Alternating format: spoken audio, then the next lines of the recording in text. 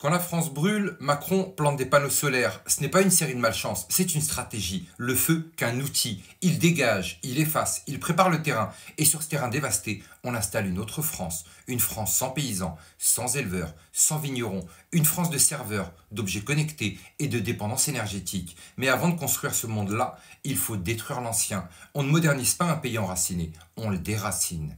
On commence par la vigne. En 2023, l'État propose une prime à l'arrachage, pas pour relancer, pour mettre fin. On appelle ça la réduction définitive du potentiel viticole. On offre de l'argent pour arracher, mais surtout, on interdit de replanter. C'est le signal. Le vin français, ce pilier culturel et économique, devient une variable d'ajustement. La main de l'État n'aide pas les vignerons, elle les paye pour abandonner. Une fois les ceps arrachés, les terres deviennent vides, et ces terres vides sont alors convoitées. Non pas pour du maraîcher, non pas pour de l'agroécologie, mais pour du photovoltaïque. Des multinationales installent des champs de panneaux sur les cadavres de nos vignes, des mégawatts. C'est l'écologie selon Macron, remplacer les hectares de biodiversité et d'histoire par des champs de silicium. On ne soutient pas le vin français, mais on importe des cubis d'Espagne, des bouteilles du Chili, des vins synthétiques des États-Unis. La viticulture française est vendue à la découpe. Août 2025, l'Aude s'embrase. 17 000 hectares partis en fumée. Une femme meurt, des pompiers blessés. Et où est l'État? Absent. 14 Canadair pour tout un pays. Mais c'est une blague.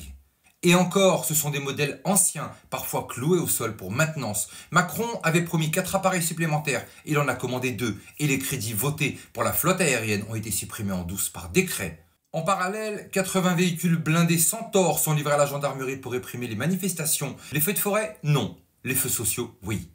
Ce n'est pas une négligence, c'est une hiérarchie des priorités. Ils laissent cramer les forêts, mais ils sont prêts à écraser la moindre flamme de colère.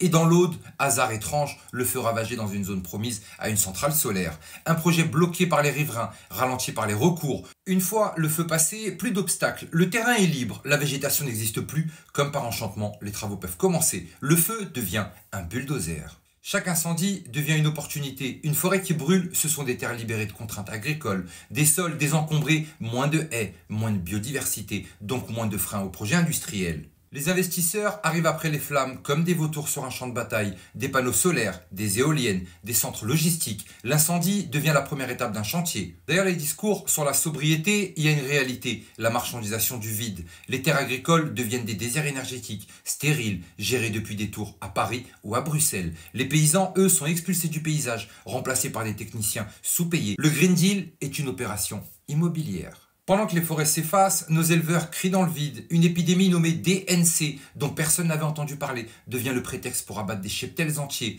Même quand les animaux ne présentent aucun symptôme, même quand les tests sont négatifs, ordre est donné, euthanasie totale. Dans le Cantal, la Savoie, les Alpes, des éleveurs assistent à l'abattage de leurs vaches, de leurs veaux, de leur vie. Une femme raconte avoir nourri ses veaux au biberon le matin pour les voir mourir l'après-midi. Aucun recours, aucune pitié, c'est la politique du vide. Chaque troupeau supprimé ouvre la voie à autre chose. Importation sud-américaine, viande synthétique, solutions alternatives promues par des startups financées par Bill Gates ou BlackRock. Et les fermes, elles deviennent quoi? Soit des friches, soit des terrains vendus pour d'autres usages, solaires, logistiques, technologiques. L'animal vivant gêne, la nourriture connectée rassure.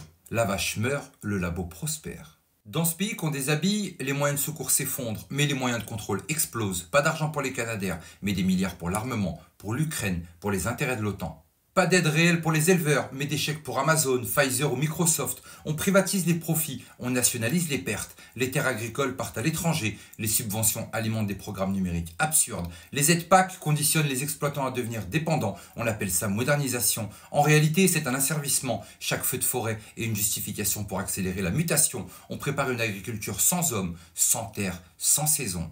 Et ceux qui refusent ce modèle sont traités d'extrémistes, d'anti-progrès. Ils sont ignorés jusqu'au jour où ils se révoltent.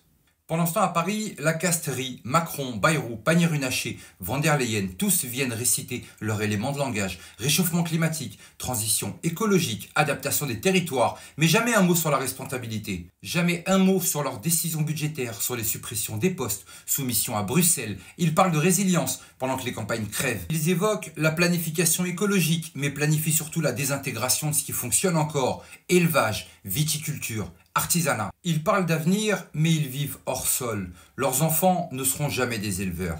Leurs vacances ne seront jamais dans un camping sinistré de l'Aude. Leur nourriture, ce sera du bio hors sol importé en jet. Ce ne sont pas des dirigeants, ce sont des démolisseurs. Et ce n'est pas un danger venu de l'extérieur, ce ne sont pas des puissants ennemis qui rasent nos fermes, qui étranglent nos vignerons, qui abandonnent nos pompiers. Ce sont ceux qui sont déjà à l'intérieur, au cœur du pouvoir, ceux qui parlent de progrès mais détruisent nos racines, ceux qui pour les racines, la transmission, l'attachement à leur terre ne comptent pas. Seuls les chiffres comptent, leurs projets mondialistes, leur agenda technocratique, leurs intérêts financiers. Ils ne voient pas la France comme une terre vivante, mais comme un marché à optimiser. Chaque hectare, chaque forêt, chaque animal devient une ligne comptable et notre patrimoine, notre identité, notre histoire devient des obstacles à éliminer. Voilà le vrai danger, voilà la vraie urgence. Mais surtout n'oubliez pas, on n'est clairement pas au bout de nos surprises.